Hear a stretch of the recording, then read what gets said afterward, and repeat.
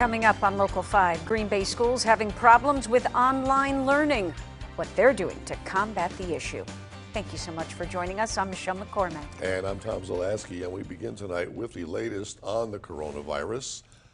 This week, the Green Bay Area Public School District rolled out its virtual learning program, and it has experienced a hiccup or two. Kris Schuller spoke with the district's Director of Technology to learn a little bit more about the issues.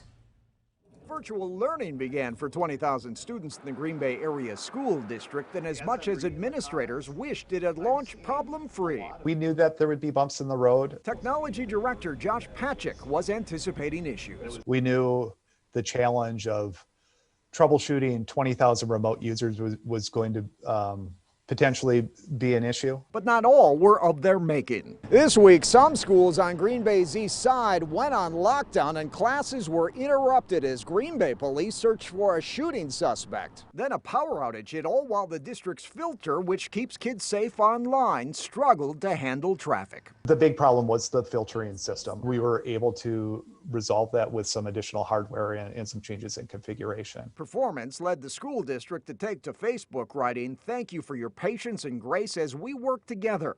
But some parents seemed a bit frustrated by it all. Courtney said, "I'm not going to lie, I'm very unimpressed." Amanda wrote, "Day 3 and I'm ready to call it."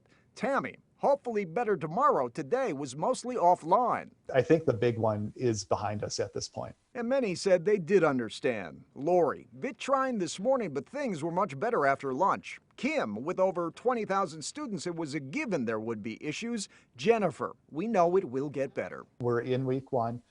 Things are going to get better and better. In Green Bay, Kris Schuller, Local 5 News.